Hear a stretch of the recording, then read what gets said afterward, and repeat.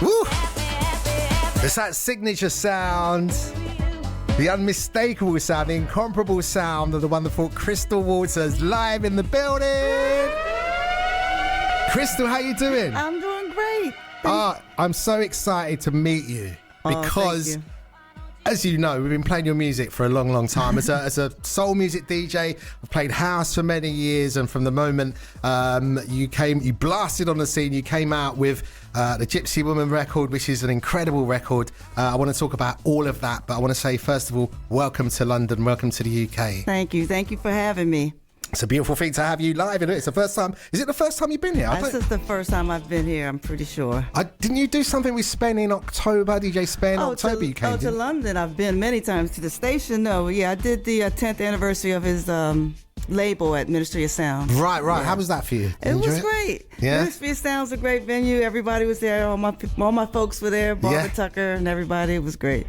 Beautiful. Listen, house music. You are dance music royalty, really. Although I know your background is probably a bit of jazz. I can hear it in your voice. I want to talk about all of that. Okay. But first of all, I want to say congratulations. You have a new record out there called Dance, Dance, Dance. We're going to play that later. Okay.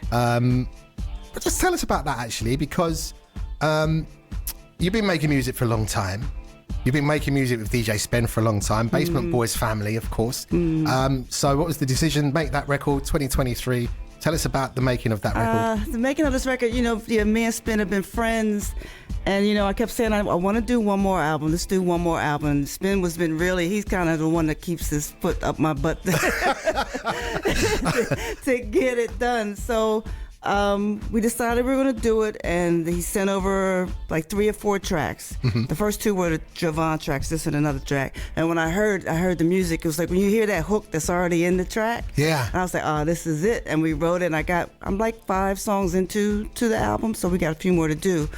But I knew, we knew Fashion Week was coming up, and I was going to be over here and everything. So we were like, well, let's get a single together. So when I'm out here.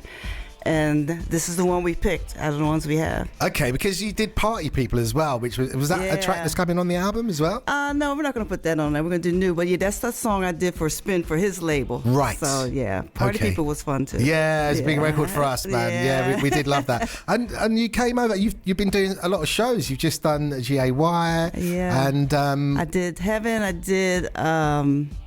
I did the Soho House, 180 Strand, and I closed at a fashion show at the Milan Fashion Show. It was 3 different crowds, but all of them were great. Yeah. Yeah. But listen, whether it's a different crowd or whatever, they're all going to know who you are. They're all going to know, I don't know, particular records. I mean, obviously you did the Destination Calabria as well, which was a huge anthem. Massive commercial. I don't know, I think it went top 10. Was that a top 10? It was top 10 in like 50 countries. Something stupid like that. Yeah, crazy. And that subsequently was sampled and used on other bits and pieces as well.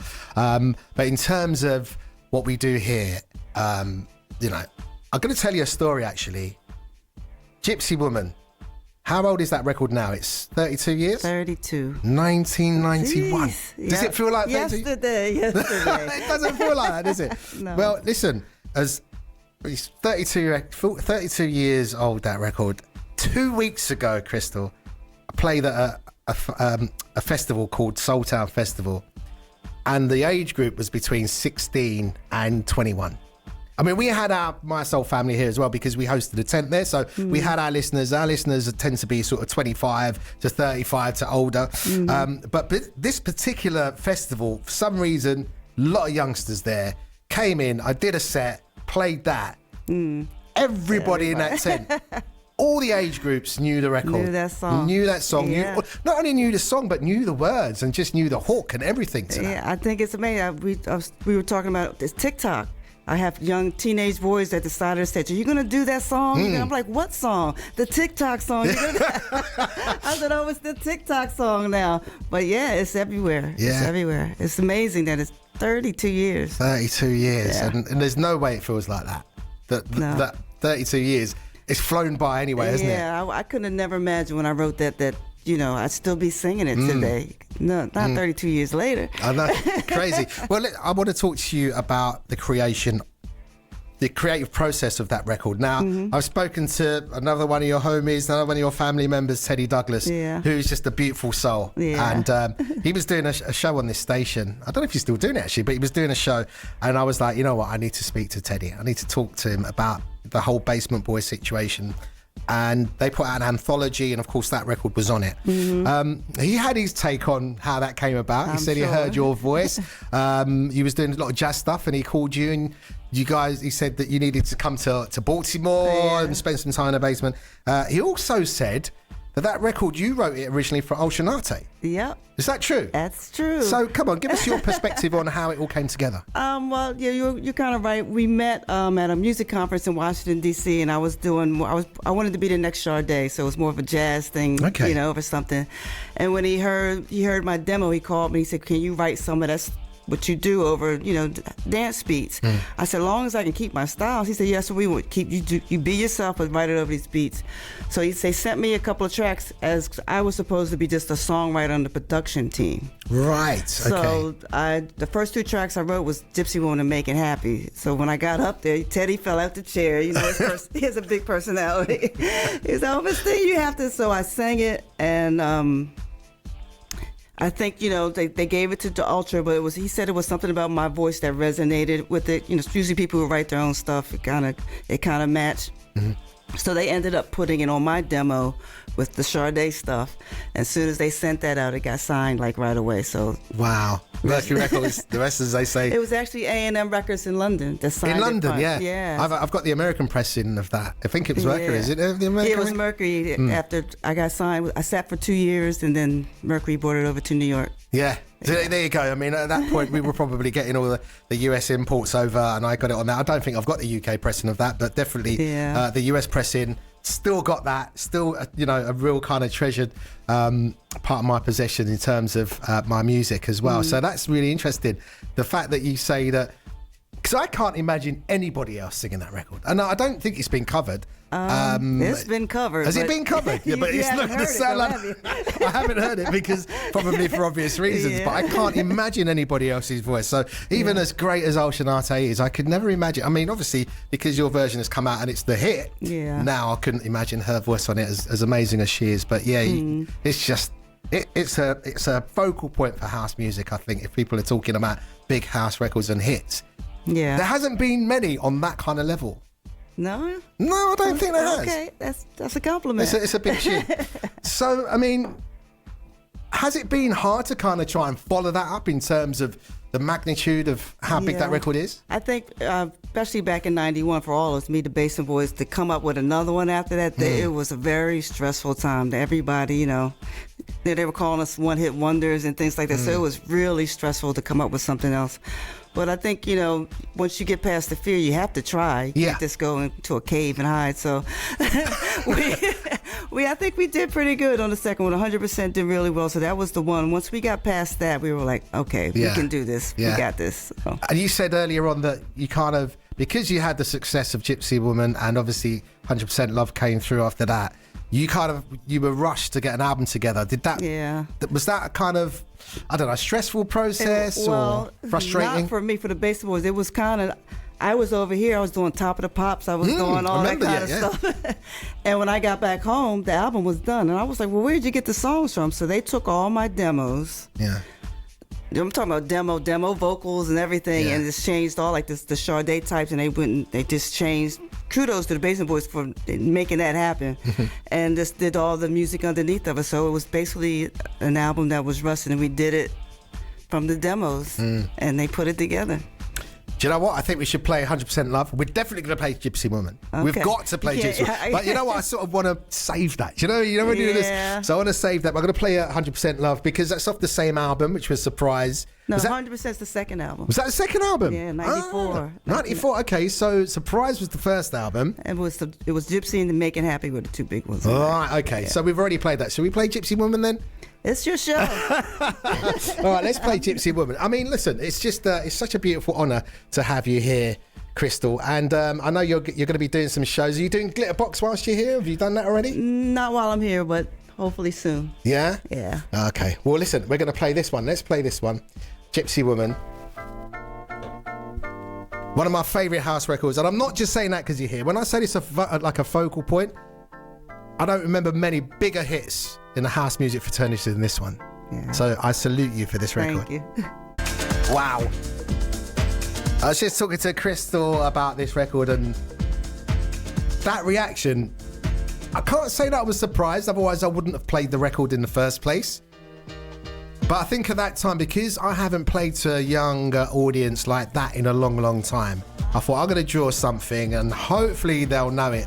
And not only did they know it, they knew every word, which was, again, I'll repeat, it was such a wonderful, it was beautiful to see that, you know, because it was like the next generation educated in great music. Yeah, I hope it makes them go look up, you know, house music and get into it. Absolutely. So, I mean, talking about house music, I know you're kind of stated in, when I've done my research, you are down as being just like a big entity within dance music and house music. Does that bother you, or would you prefer to be known as just someone who is... Because I see you with a jazz background as well. Yeah. You know what I mean? And I know you was just talking off mic about maybe doing some tracks with Spen, more sort of jazz influenced as well.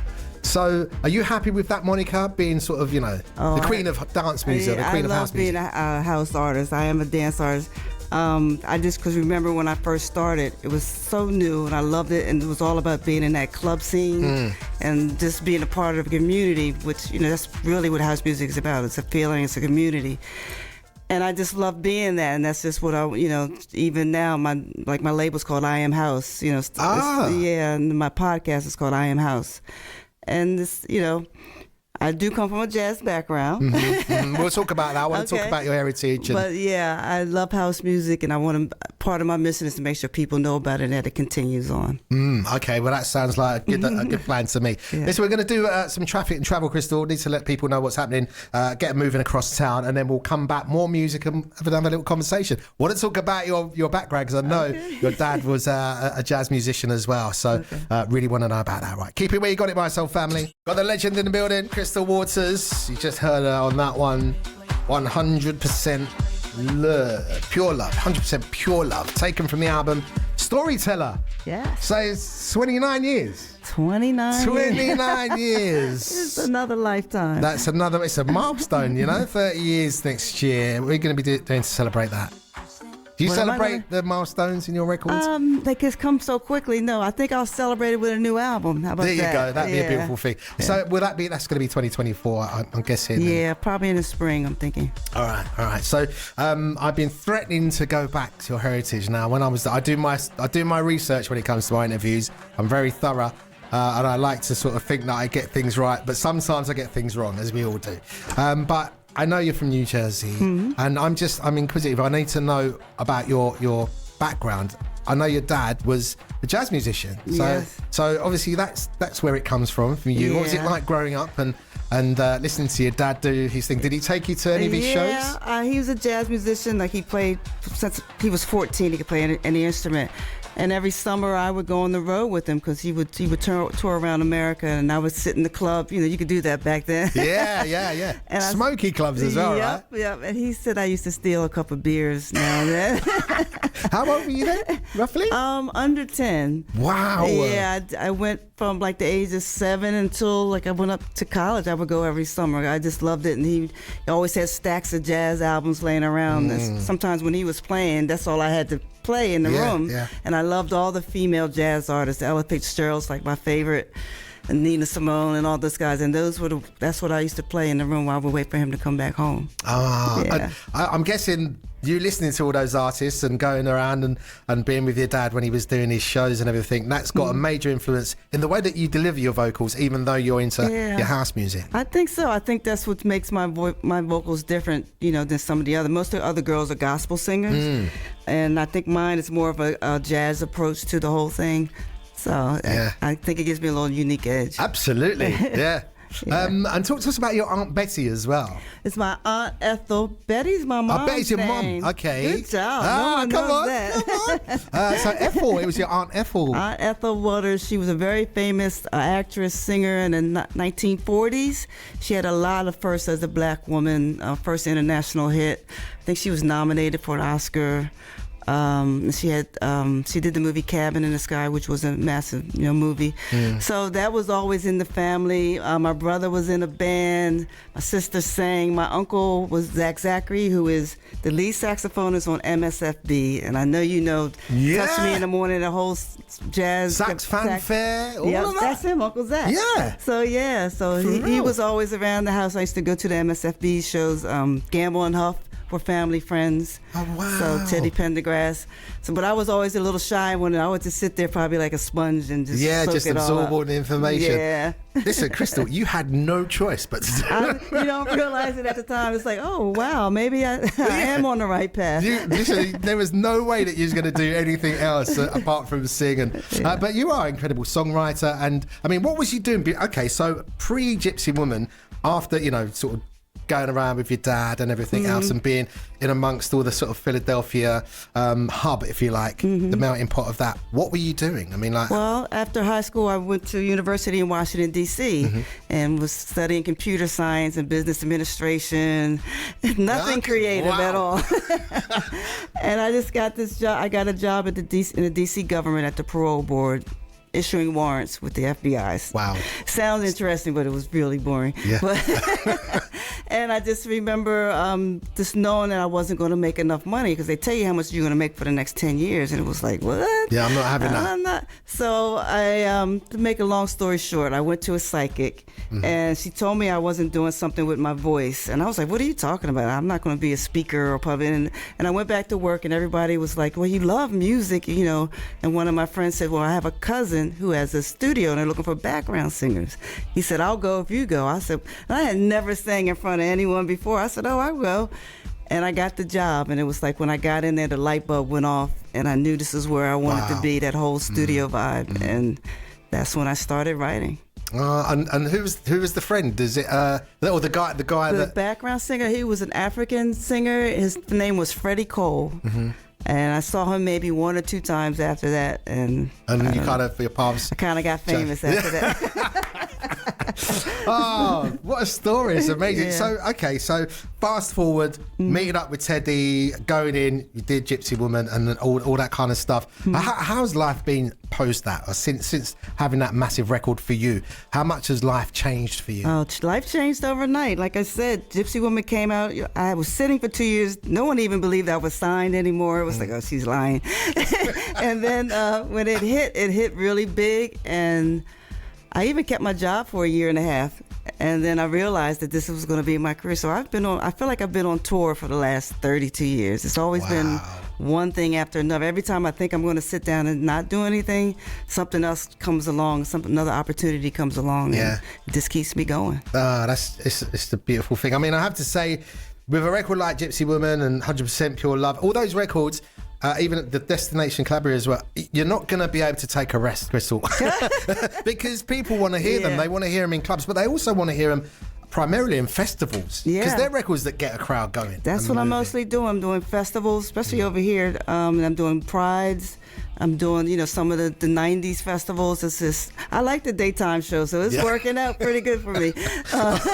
Listen, I think since COVID, I have to tell you, I think it's changed. I think the landscape has changed in terms of club culture and everything else. Clubs are still there. They're still doing their thing. Yeah. But, the festival thing, the daytime thing, the brunch thing for me is working, I'm sure. And I know you must see that transition from COVID to now. Yeah, I think it's nicer to be outside in fresh air than in a club, sweaty club. It's probably a little bit safer. Absolutely. So you've been filming the video for Dance. We're going to play that with Dance, Dance. Is it Dance, Dance, Dance? It's Dance, Dance, Dance. Dance, Dance, Dance, Dance, Dance, Dance. Dance, Dance, Dance. Okay, so excited about that record? I'm very excited. I mean, me and Spin, we really love it. It just feels really good.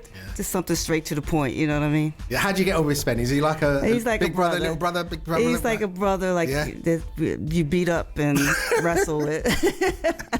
Oh, I love him. He's such a guy. Him and the Mrs. Kelly as well. Yeah. Just my family, really. So, okay. Well, listen, I'm going to play Dance, Dance, Dance. I want to say thank you for coming in. Okay. I hope you can come in. Listen, you're doing a podcast as well. So, if you want to tell people how they can catch you on the podcast, please. I'd love to hear you on My-Soul Radio as well. I would love to be on My-Soul Radio. We need to have a little chat with the boss man, I think. Let's do that. That would be a beautiful thing. Yeah. The shout out. Yeah, Have you got a shout out? Well, but first, my podcast is iTunes Monthly. I also have a weekly show in America on Sirius XM channel 141 Saturday and Sunday nights. And I gotta give a big shout out to Jane McGuire. Thanks for listening. Thanks for being a fan. We love you very much. Yeah. Have a good day. There you go. That's going out to you. Okay, so once again, thank you so much for coming through. Thanks for having me. I know you've had a Enjoyed it. mad busy time. I'm going to let you go home now. Okay. A rest Thank before you. you get out to work again. Let's play the single then, Crystal Waters. And dance, dance, dance, or dance, dance, dance. There you go.